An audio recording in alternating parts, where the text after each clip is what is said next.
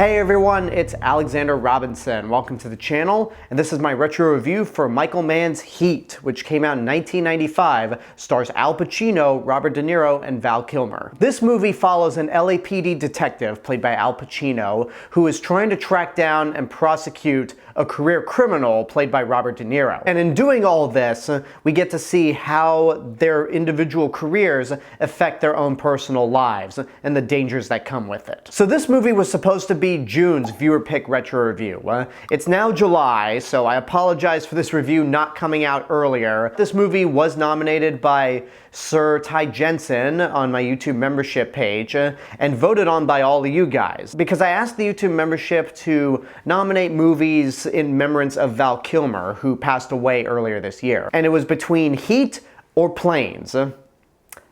Obviously, you could tell which movie won that poll, but I'd never seen Heat before. This is one of those movies that I've heard a lot about. I even bought it on Blu-ray with the idea that, oh, I could like this movie, and now that I've actually seen it, yeah, I really do like this movie. I don't think it's a masterpiece per se, but it is a very well-executed heist movie.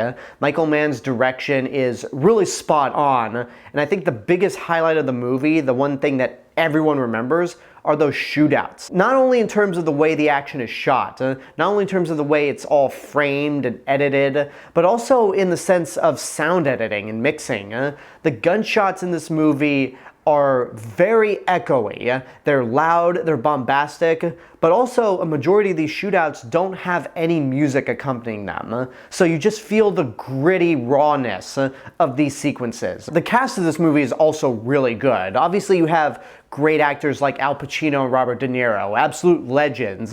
But when watching this movie, especially when watching the characters, I got a lot of vibes from both The Town and Grand Theft Auto 5. The overall way the movie is structured and what it's about reminds me very much of The Town, except whereas that movie is more focused on the perspective of the career criminals, this movie is more focused on the detective trying to go after them. And Val Kilmer in this movie very much reminded me of Jeremy Renner's character from The Town, where he's the crazy one who could just go off the handle at a moment's notice, and he does several times in this movie. He is really terrifying in a lot of these sequences, and makes me really sad that we lost him, but also the fact that Top Gun Maverick was his last movie just couldn't have been a more perfect way to end his career. Now, as for Robert De Niro's character, he reminded very much of Michael DeSantis from Grand Theft Auto 5, where he's a career criminal, he's running things,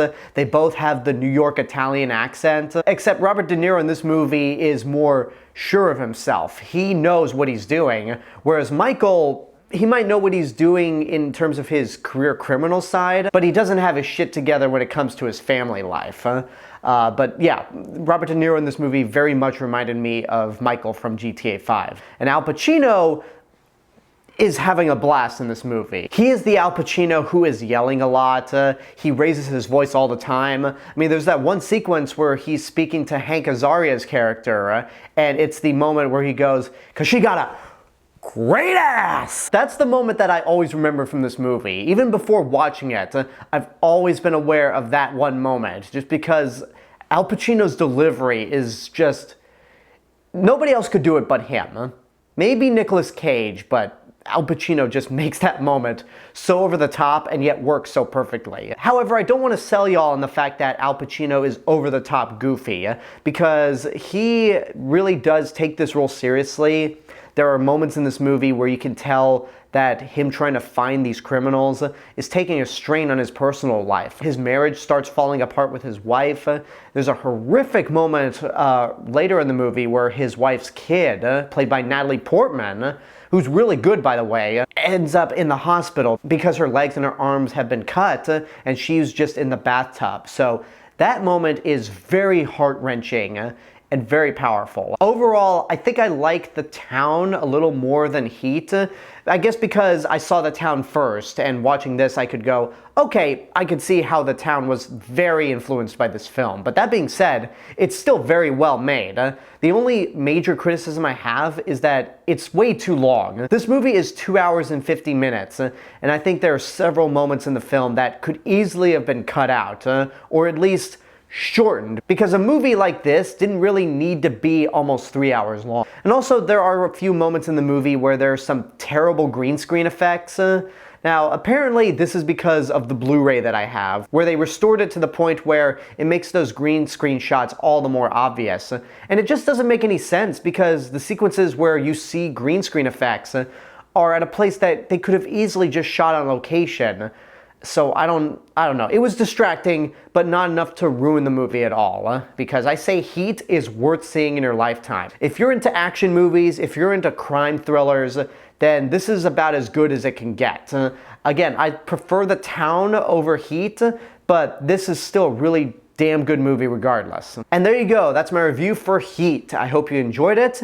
As of right now, the YouTube membership is now nominating movies for July's Viewer Pick Retro Review. So if you're not a YouTube member, keep your eyes open for that poll within the next couple days for the movies that y'all will be voting on. I want to thank you guys so much for watching this video. I want to give a special thank you to my subscribers and YouTube members right over here. You guys are the reason why this channel continues to grow every day. And if you want to help to financially support the channel, you could do so via YouTube memberships for as little as $1.99 a month. But until next time, I want to know what you guys think about Heat.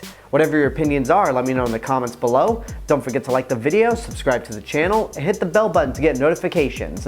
If you want to find me elsewhere on the internet, you can find me on these social media platforms and my theme park and travel channel right here on YouTube. I'll see you guys in the next video, but until then, have a good day and take care of yourselves.